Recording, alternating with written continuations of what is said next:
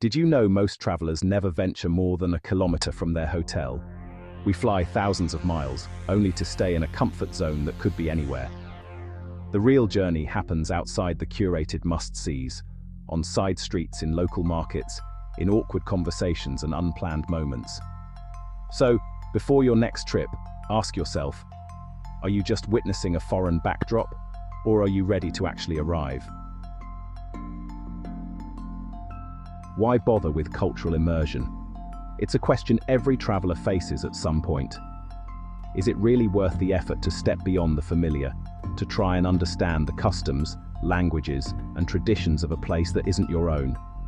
For many, travel is about ticking off landmarks, snapping photos, and collecting souvenirs. But there's a deeper, richer layer waiting for those who choose to engage with the culture around them. Because it's the difference between seeing a place and truly understanding it. Anyone can visit a famous monument or walk through a bustling city square, but only those who immerse themselves in the local way of life come away with a genuine sense of what makes a place unique. Cultural immersion transforms travel from a surface-level experience into something meaningful and memorable. Local culture gives context, turning a temple from a pile of stones into a living place, a market from a shopping stop into a community hub. When you learn the stories behind the rituals, the history behind the architecture, or the significance of a local dish, you begin to see the world through new eyes.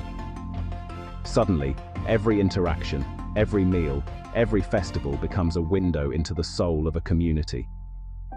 Stepping outside your comfort zone builds empathy, resilience, and a more nuanced worldview. It challenges your assumptions and helps you appreciate the diversity of human experience. You learn to adapt, to listen, and to connect in ways you never thought possible. These moments of discomfort and discovery are where real growth happens. You won't remember your hotel breakfast, but you'll never forget the meal shared with a stranger or the kindness of someone who helped you when you were lost. It's these personal connections, the laughter, the shared stories, the unexpected friendships that linger long after your trip is over. They become the stories you tell and the memories you cherish. Culture is the substance of travel. Without it, you're left with little more than receipts. The true value of your journey isn't measured by the number of sights you've seen, but by the depth of your understanding and the connections you've made. So next time you travel, don't just pass through, immerse yourself and let the culture of a place transform you.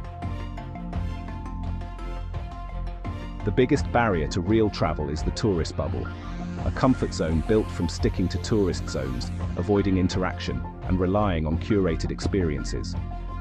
Tourist areas are artificial, designed for you, with bland food and transactional encounters. Many travelers move like ghosts, observing but never engaging, missing the chance for genuine connection. Over-planned itineraries kill spontaneity. You're on a conveyor belt, not an adventure. Insisting on your own customs, like searching for Starbucks in Rome, prevents you from adapting and appreciating local rhythms. The tourist bubble is a cage. Pop it and let the real adventure begin. Food is the easiest gateway to culture. No matter where you travel, what you eat will shape your experience more than almost anything else.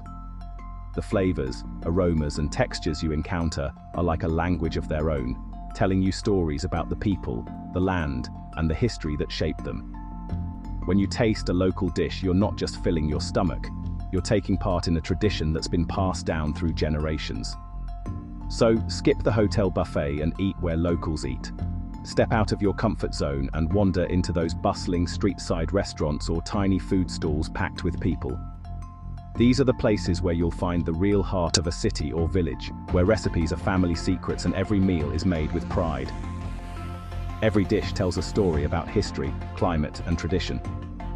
The ingredients used reflect what grows in the region, what's in season, and what's been cherished for centuries. A simple bowl of soup or a plate of grilled meat can reveal so much about a place's past, its trade routes, its celebrations, even its struggles. Don't be shy, ask questions. Chat with the vendors, the chefs, or the people sitting next to you. You'll learn more from a 5-minute conversation over a meal than you ever could from a guidebook. Locals love to share the stories behind their favorite dishes. and you might even get a tip about a hidden gem that's not on any map. Be brave. Try something new every day, even if you can't pronounce it. Sometimes the most memorable meals are the ones you never expected to love. Whether it's a spicy stew, a sweet pastry, or a mysterious snack on a stick, give it a chance. You might surprise yourself. Follow the crowds to small, busy places. That's where the best food and stories are found. If you see a line of locals waiting patiently, join them. The busiest spots are usually the ones with the freshest ingredients and the most authentic flavors. Visit local markets, buy unfamiliar fruit, and let your taste buds lead the way. Markets are treasure troves of new experiences. Pick up something you've never seen before, ask the vendor how to eat it, and savor the adventure. Sometimes the best discoveries are the ones you stumble upon by accident. Food is a direct connection to the soul of a place. Sharing a meal with locals, or even just sitting nearby and observing, gives you a window into daily life and the rhythms of the community. Meals are about more than just eating. They're about connection, celebration, and understanding. Don't starve your journey. Eat everything, or at least give it a proper go. Every bite is a chance to learn, to connect, and to create memories that will last long after your trip is over. So be curious, be open, and let food be your guide to the world. To break free from the tourist trail, go where the locals go: parks, neighborhood cafes, community events. Ask, where do people here spend their Saturday? The answer won't be a famous landmark. Attend local events, even small ones. They reveal what the community values. Try everyday activities. Join a yoga class, shop at a local market, get a haircut. The soul of a place is found in the ordinary, not the spectacular. By living the local rhythm, you move from observer to participant. Public transport is the best way to understand a city's layout, pace, and people. Taxis insulate you. Buses and trains immerse you in daily life. You'll learn the city's geography, witness its diversity, and experience its unspoken rules. Mistakes are inevitable: wrong stops, missed buses, but they're opportunities for connection and humility. Vulnerability bridges the gap between tourist and local. Skip the taxi, buy a transit pass, get a little lost. Nothing opens doors like trying to speak the local language, even badly. Learn the basics. Hello, goodbye, please, thank you, excuse me. Use them everywhere.